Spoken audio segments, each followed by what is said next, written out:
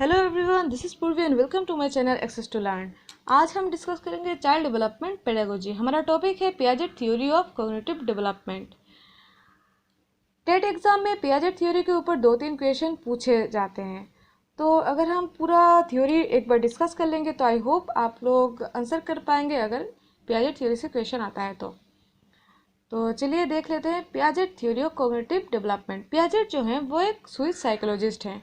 उनको father of child psychology और radical constructivist कहा जाता है। कॉग्निशन का मतलब उन्होंने क्या बोला है? प्रोसेस ऑफ नोइंग, जानने की प्रक्रिया। कुछ भी चीज़ जानने की जो प्रक्रिया है उसे कॉग्निशन से रिलेटेड है। जो मेंटल स्किल है, रीजनिंग, प्रॉब्लम सॉल्विंग, थिंकिंग, ठीक है, जो अल्टीमेट जो हमारा मेंटल ग्रोथ है, ठीक है, कॉग्निटिव डेवलपमेंट जो है। तो उन्होंने क्या बोला है, जो चाइल्ड है वो जब जन्म लेता है तो एक मेंटल स्ट्रक्चर उसका तब होता है और मेच्योरेशन के साथ साथ वो डेवलप होता है। जैसे कि 14 to 15 में उसका मैक्सिमम ग्रोथ हो जाता है, वो कॉग्निटिव डेवलपमेंट 14 to 15 में मैक्सिमम हो जाता है। उन्होंने बोला है कि एक जो बच्चा है वो चाइल्ड साइंटिस्ट है और एक बच्चा अपना ज्ञान जो है निर्माण कर सकता है एक्टिविटी के माध्यम से, ठीक है। वो खुद से नॉलेज को निर्माण कर सकता है, कंस्ट्रक्ट कर सकता है, उसको किसी की ज़रूरत नहीं है। तो उन्होंने अपने थ्योरी में 4 फैक्टर दिया है और 4 स्टेज अलग हैं। तो फैक्टर क्या क्या है? Maturation, experience, social interaction, equilibration. Maturation मतलब उन्होंने बोला है कि बच्चा मैच्योर होने के साथ साथ उसका कॉग्निटिव डेवलपमेंट होता है। हेरिडिटी को उन्होंने यहाँ पे इम्पोर्टेंट रोल प्ले करता है, ऐसा उन्होंने बोला है। एक्सपीरियंस, एक्टिविटी के माध्यम से वो चीज़ें सीखता है। सोशल इंटरेक्शन का उतना महत्व नहीं है, फिर भी मैं यहाँ पे बोल रही हूँ। सोशल इंटरेक्शन मतलब वो दूसरों को देख कर अनुकरण करके दूसरों से इंटरेक्ट करके वो चीज़ सीखता है। इक्विलिब्रेशन, एडेप्टेशन के माध्यम से वो चीज़ें सीखता है, जैसे कि आगे हम डिस्कस करेंगे। उन्होंने अपने थियोरी में स्कीमा एक वर्ड उन्होंने बोला है। स्कीमा है क्या? तो स्कीमा रूम ऑफ इंफॉर्मेशन, ठीक है। रूम ऑफ इंफॉर्मेशन जैसे कि हमारे दिमाग जो होता है उसमें इंफॉर्मेशन गैदर करने का जो जगह है, एक एक जगह में एक एक कॉन्सेप्ट है हमारे दिमाग में, तो वो है स्कीमा। वो कैसे हम इंफॉर्मेशन लेते हैं? एडाप्टेशन के माध्यम से। जैसे कि 2 पार्ट है यहाँ पे, एसिमिलेशन और एकोमोडेशन।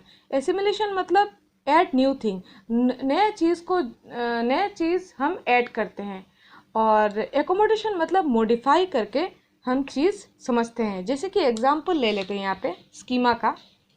ये हमारा दिमाग है, दिमाग में इंफॉर्मेशन गैदर करते हैं हम लोग। छोटा छोटा रूम है यहाँ पे, रूम नहीं है, मतलब ऐसे ही बोला जा रहा है कि इंफॉर्मेशन गैदर करने का जो जगह है वो स्कीमा है। जैसे कि अगर मैं आपको बोलूँ कि मोबाइल, तो मोबाइल का ही कॉन्सेप्ट आपके दिमाग में आएगा। अगर मैं बोलूँ आपको पेन, तो पेन का ही कॉन्सेप्ट आपके दिमाग में आएगा। पेन बोलूँ तो कॉपी का कॉन्सेप्ट आपके दिमाग में नहीं आएगा, क्योंकि ये इन्फॉर्मेशन ऑलरेडी आपके दिमाग में है, ठीक है। तो अगर जब बच्चा छोटा होता है, मम्मी ने दिखाया कि हाँ बेटा ये गोल जो है, ये इस आकार का, ये चीज़ इसको बॉल कहा जाता है, तो बच्चे ने समझ लिया कि गोल आकार का जो चीज़ होता है वो बॉल है, ठीक है। तो ये एसिमिलेशन हुआ, एक न्यू चीज़ उसने ऐड किया, सीखा, ये एसिमिलेशन है। और जब उसी तरह का और एक गोल चीज़ उसने देखा तो उसी को अगर वो बॉल बोलेगा, तब मम्मी फिर से बोली कि नहीं ये बॉल नहीं है, ये ग्लोब है, उसी आकार का है पर ये ग्लोब है। तो उसको मतलब वहाँ पे एकोमोडेशन हुआ। एक जो चीज़ था, जो नॉलेज था, जो इन्फॉर्मेशन था, उसको मॉडिफाई किया उसने। अच्छा, गोल आकार का सब चीज़ बॉल नहीं होता, ये गोल आकार का जो चीज़ है इसको ग्लोब बोला जाता है, ठीक है। तो ऐसे वो मॉडिफाई करता है। एग्जिस्टिंग जो स्कीमा है, जो इन्फॉर्मेशन है, उसको हम एडजस्ट करते हैं, मॉडिफाई करते हैं, वो एकोमोडेशन है। और न्यू एक चीज़ एकदम न्यूली जब वो सीखता है तो वो है एसिमिलेशन।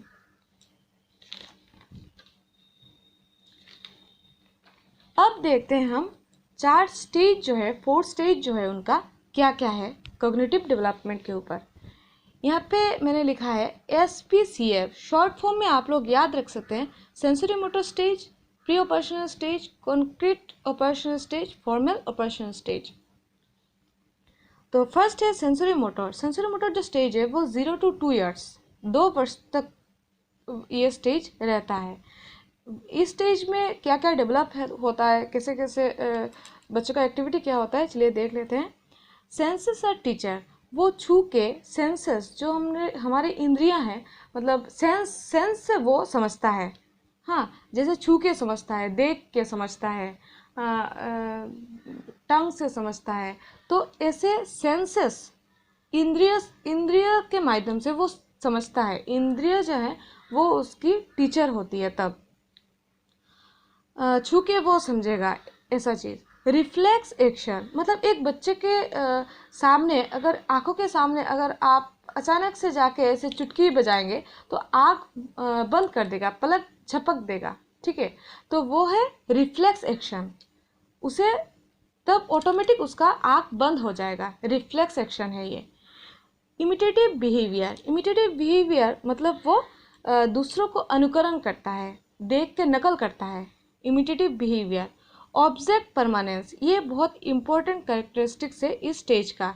ऑब्जेक्ट परमानेंस मतलब ये एक बच्चे को आपने ये पेन दिया, ये पेन दे के आपने छीन लिया, तो अगर वो एकदम छोटा है, मतलब 10 ईयर्स के आगे है, सॉरी 10 मंथ से आगे है, 10 मंथ उसका अभी भी नहीं हुआ है, तो वो भूल ही जाएगा कि उसके हाथ से कुछ लिया गया है कि नहीं, वो भूल जाएगा। ऑब्जेक्ट परमानेंस तब तक नहीं आया है। पर जब 10 मंथ जब हो जाएगा तब उसका ऑब्जेक्ट परमानेंस आना स्टार्ट हो जाता है। ऑब्जेक्ट परमानेंस मतलब अगर आप उसके हाथ से ये छीन लेंगे, तो अगर हाथ से छीन लेंगे पर उसके दिमाग में रह जाएगा कि हाँ कुछ तो था यहाँ पे, ठीक है, तो वो दिमाग में रह जाएगा। वो है ऑब्जेक्ट जो है वो परमानेंस है, परमानेंस हो जाएगा 10 मंथ तक, 10 मंथ से। सेकेंड है हमारा pre operational stage. Pre operational जो स्टेज है वो 2 से 7 ईयर्स तक का स्टेज है ये, ठीक है।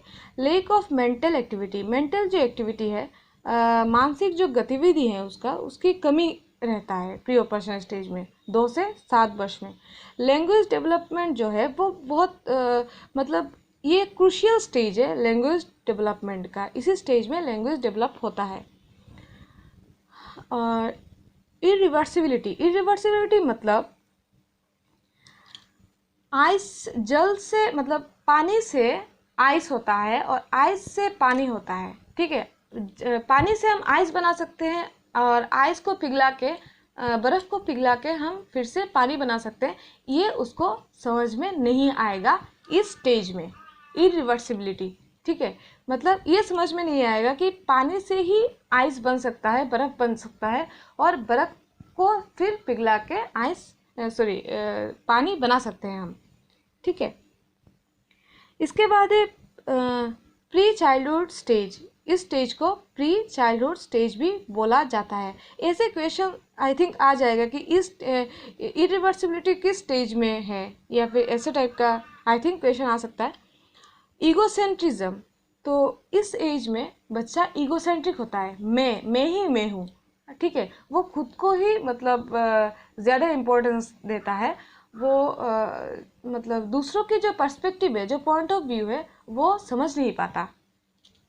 एनिमिज्म, एनिमिज्म मतलब निर्जीव चीज़ों को सजीव समझता है। जैसे कि एक चेयर से वो टकरा के गिर गया, तो उसे लगेगा कि ये चेयर ने उसे गिराया है, तो वो चेयर को मारेगा, और उसे लगेगा कि हाँ मैंने उसे पनिश किया, अब तो चेयर को तकलीफ हुआ है, ऐसा उसे लगता है कि वो मतलब लिविंग थिंग है जो चेयर है, ठीक है। तो ऐसा एनिमिज्म है इस स्टेज में। टॉयज, खिलौना का समय भी मतलब टॉयज भी इस स्टेज को बोला जाता है। इसके बाद है concrete operational stage. Concrete operational stage में क्या क्या है, 7 to 11 ईयर्स तक का ये स्टेज है। लॉजिकल थिंकिंग डेवलपमेंट हो जाता है, लॉजिकल थिंकिंग, लॉजिक लगा सकता है वो। रिवर्सिबिलिटी, पानी से बर्फ़ बन सकता है और बर्फ़ को पिघला के पानी बनाया जा सकता है, ये उसे समझ में आ जाता है इस स्टेज में। ट्रांजिटिविटी, ट्रांजिटिविटी मतलब है, एक एग्जाम्पल से देख लेते हैं हम लोग। ट्रांजिटिविटी मतलब उसे रीज़न का पता चलता है, जैसे कि ए बी से छोटा है पर ए सी से बड़ा है। ठीक है, यहाँ पे मतलब ये अगर वो देखेगा तो उसे समझ में आ जाएगा कौन किससे बड़ा है कौन किससे छोटा है, ये सब समझ में आ जाएगा। तो ये ट्रांजिटिविटी है, ये रीज़न उसको समझ में आएगा देख के। इसके बाद है कंजर्वेशन। कंजर्वेशन मतलब है इस स्टेज में वो समझ जाएगा कि इस जो कंटेनर है उसमें 1 लीटर पानी है, इस ग्लास में भी 1 लीटर पानी है। तो अगर जैसे कंटेनर छोटा है, मतलब हाइट थोड़ा छोटा है और ग्लास का हाइट थोड़ा लंबा है, तो ये समझ जाएगा, मतलब इसमें कोई प्रॉब्लम नहीं होगा कि इसमें 1 लीटर है और ये लंबा है तो उसमें 1 लीटर से ज़्यादा होगा, ऐसा कुछ नहीं होगा। यही पानी अगर उसमें दिया जाए तो वो समझ लेगा कि इसमें जितना पानी था उसमें भी इतना ही पानी है। ठीक है, ये नहीं समझेगा कि इसमें 1 लीटर था और इसमें चला गया तो ज़्यादा हो गया। ठीक है, इस स्टेज में ये सब वो समझ लेगा, कंजर्वेशन है। क्लासिफिकेशन, वो अलग अलग क्लासिफाई कर पाएगा चीज़ों को। जैसे कि अगर सर्कल है तो सर्कल को वो क्लासिफाई कर पाएगा, अगर वो यहाँ पे ट्रायंगल है तो ट्रायंगल को वो क्लासिफाई कर पाएगा, ऐसे क्लासिफाई कर पाएगा। ठीक है, सीरिएशन मतलब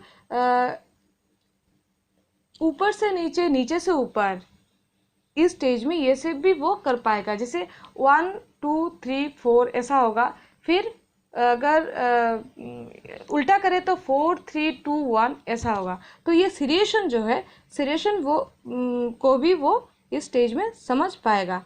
प्री गैंगेज, इस स्टेज को प्री गैंगेज भी कहा जाता है।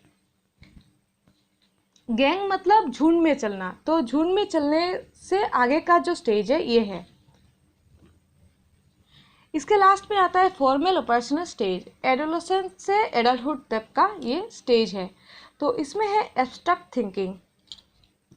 एब्स्ट्रैक्ट थिंकिंग मतलब वो जो सामने अगर किसी भी चीज़ उसके सामने नहीं है फिर भी वो सोच पाएगा उसके ऊपर, वो इमेजिन कर पाएगा, वो है एब्स्ट्रैक्ट थिंकिंग। वो इमेजिनेशन करके चीज़ों को सोच पाएगा, मतलब इमेजिनेशन से वो थिंक कर पाएगा। गैंगेज, इस एज में बच्चे झुंड में चलना ज़्यादा पसंद करते हैं, ग्रुप में चलना ज़्यादा पसंद करते हैं। डिडक्टिव रीजनिंग मतलब एक उसे अगर रोल समझा दिया गया तो वो उससे एग्जाम्पल ड्रॉ कर पाएगा। अगर मैं बोलूँ कि पहले सब्जेक्ट आता है, इसके बाद भार आता है, इसके बाद ऑब्जेक्ट आता है ग्रामर में, तो वो इससे एग्जाम्पल ड्रॉ कर पाएगा कि हाँ रूल मतलब अगर मैं यहाँ पे आई बिठा दूँ, भार में अगर भार बिठा दूँ, ऑब्जेक्ट में अगर ऑब्जेक्ट बिठा दूँ, मतलब एक एग्जाम्पल वो ड्रॉ कर पाएगा अगर उसे रूल अगर उसे पता है तो। हाइपोथेटिक डिडक्टिव रीजनिंग, इसमें वो परिकल्पना से वो रीजनिंग कर पाएगा। ईगोसेंट्रिज्म एडोलेसेंट में भी है, जैसे कि वो खुद को ज़्यादा इम्पोर्टेंट मानता है, खुद की जो सोच है खुद को वो ज़्यादा इम्पोर्टेंस देता है, खुद में ही मतलब खुद की पॉइंट ऑफ व्यू को ज़्यादा मानता है वो। इसके बाद है डाइवर्जेंट, कन्वर्जेंट, क्रिएटिव थिंकिंग, ये भी इस स्टेज में आ जाता है। ठीक है, आई होप आप लोगों को समझ में आया होगा।